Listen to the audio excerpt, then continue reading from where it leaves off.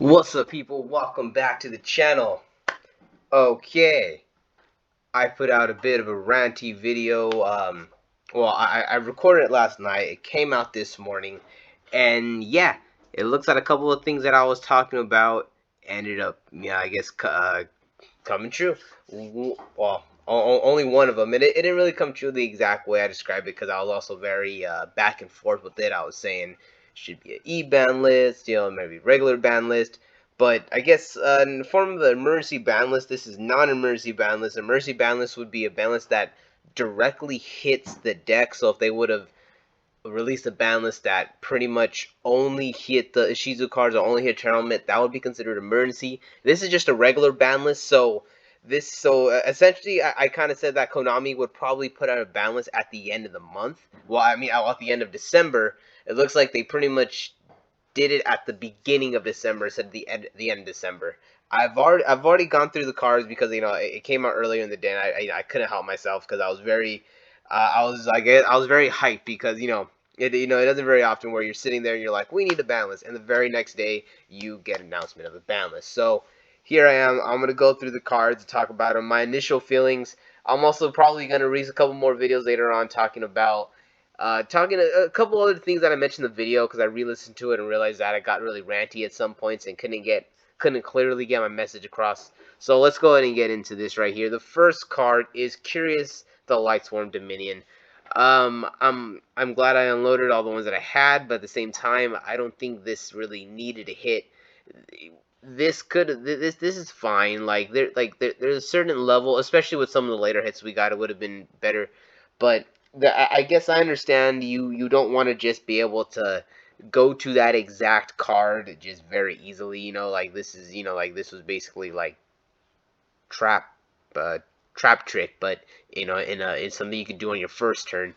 So this is I guess it's an understandable hit, but at the same time, yeah, there's a lot of link hits here, man. Some of these links might wanna. Some of these could start coming off pretty soon. Looking at you, Electromite. Yeah, we'll see. Looking at Meowmoo, maybe that's a possibility. You stay there. You come back. You stay. No, I'm just kidding. Both these have to stay here. Maybe Summon Sorceress is a very.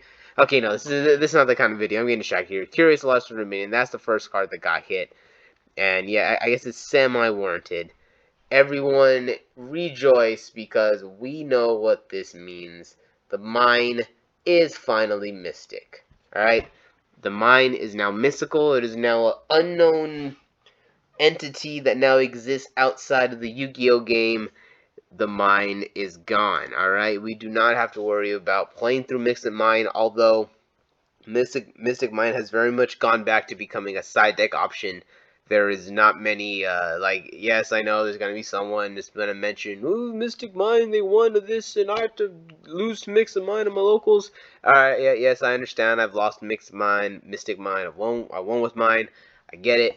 But this card was nowhere near the level of annoyance, nowhere near the level of freaking, game breaking it was maybe like 1 month ago. So, it's good to see it gone though.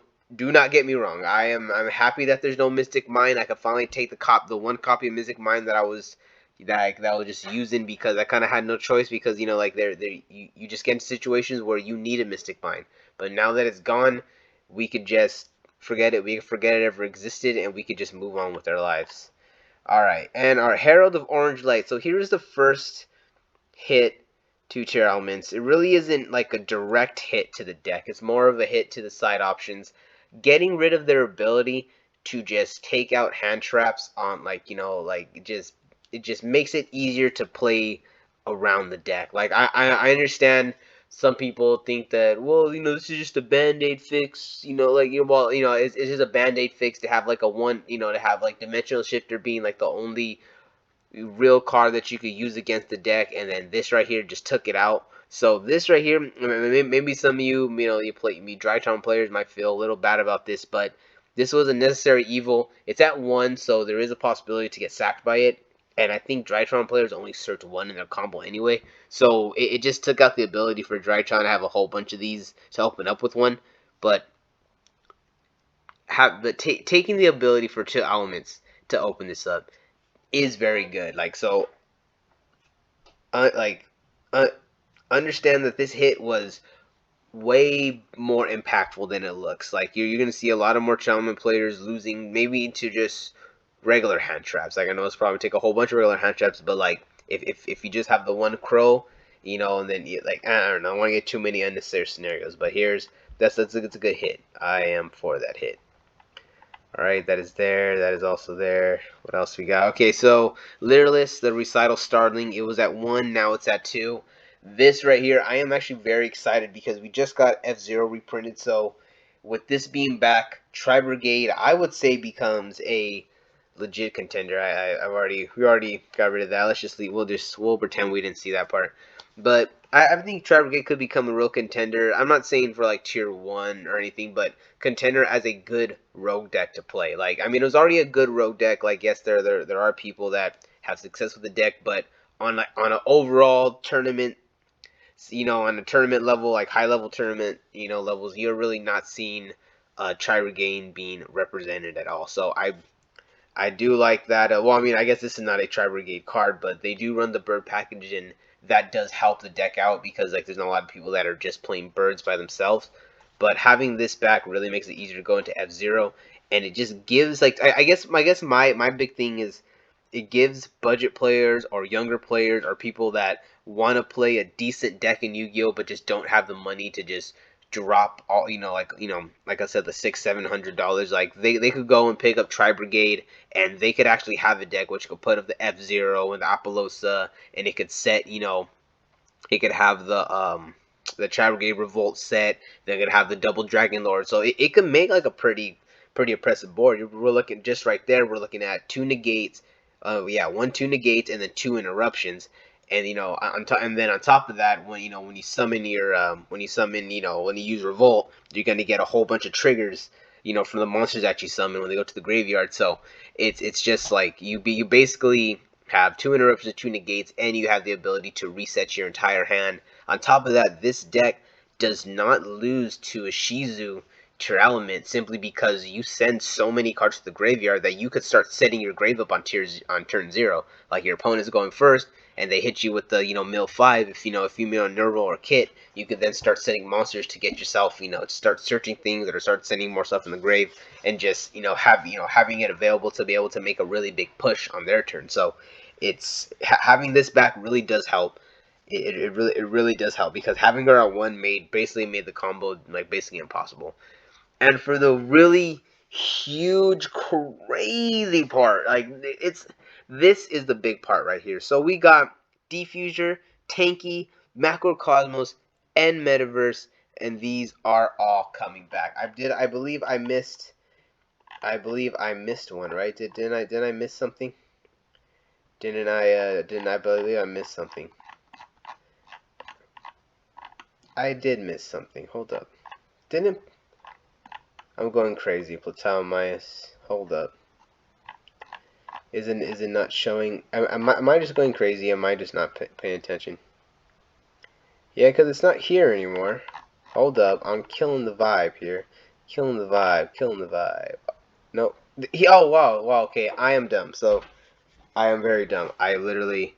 Yeah, we're just gonna leave that in. That's my fault for being an idiot. I looked at this black part and thought, yeah, okay, screw that. So yeah, here it is. Thought I was missing something. No. All right, so this right here is crazy. Every single card on. Oh, I could stop doing that. Every single card in this last 5 slots. I was gonna say 4 again. I see 2 spells, 2 traps now. These last 5 slots are incredible. Talonite, Talonmias. I do not know exactly what this means, but it gives it gives that little extra. I've seen some people talk about how tier elements could use it because they get the 2 level 4s out to make to be able to to take advantage of this. There's a lot more than just Cyber Dragon Infinity, guys. So like there's more than just going into Infinity with this card. There's other I guess text that you could do with this. Maybe I'll do a video on talking about other cards you could use to like rank up with it. But let's go right under it with Dimensional Fissure. So this right here in Macrocosmos, to me, is the emergency part of this list. Like I said, this is not an emergency ban list. This was very much a regular ban list that they used to try to bring Cheryl Mintz in check. But I am not sure if this is the way, because you got Deep Fissure at 3 and Macrocosmos at 3. Now anything could happen here.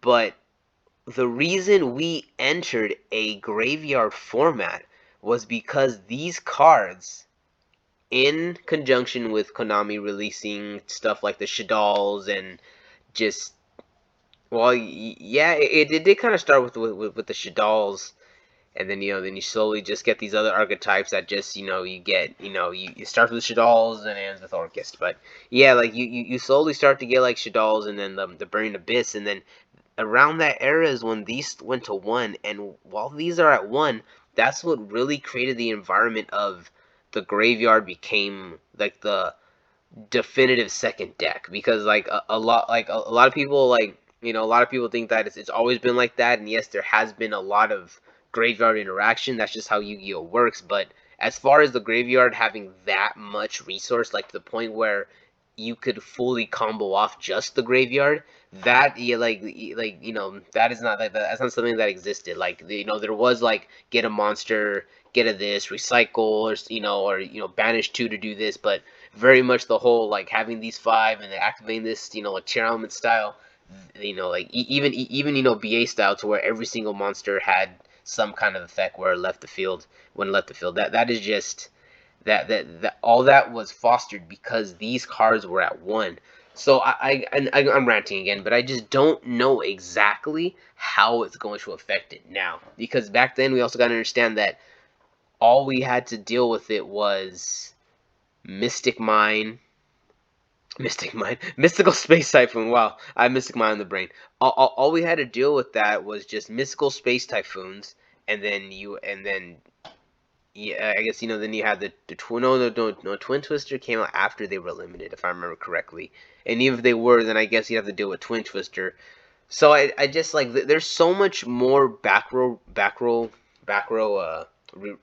removal, and also a lot of kind of blanket back row removal, to where it removes everything. It's not just targeted, to where you can just choose one, where you can just get the whole thing. And then you also have, I wonder if maybe people might actually consider using something like Hey Trunade, because when you have like Dimensional Fissure, Macrocosmo, like let's say you're a tournament player and you're going second, you could maybe something like Hey Trunade, a card that we thought was really dumb, could actually find some use in tier element side decks just to deal with this. So I do not know exactly how it's going to go, but I am interested in seeing how Dimensional Fissure and Macrocosm are going to shake up this graveyard meta. Fire Formation Tanky, this is just yeah, this is just to help the try, the Lyra list. Like this is all this right here makes me feel like, yes, Tri Brigade could be a way better rogue deck and a way more useful deck for people. And Metaverse, we don't have Mystic Mine anymore, so this, I think, what was it, the ABCs was an archetype that people talked about that could have use in Metaverse, could allow you to activate their field spell. But there's a lot of decks that will love their field spell activated, but I really don't see Metaverse being super crazy used. Although there are a couple little niche plays that I don't want to give them away, but there are a couple little cool stuff that you could do with Metaverse that could really kind of help you out. So that's it. Those are my quick thoughts. Some things that I thought up all that works. Things that were just on my mind about this current ban list. Yeah, I'm gonna put this out probably for tomorrow. Maybe also get a market watch. Don't forget to like and subscribe. Thanks for sticking around, and peace out, guys.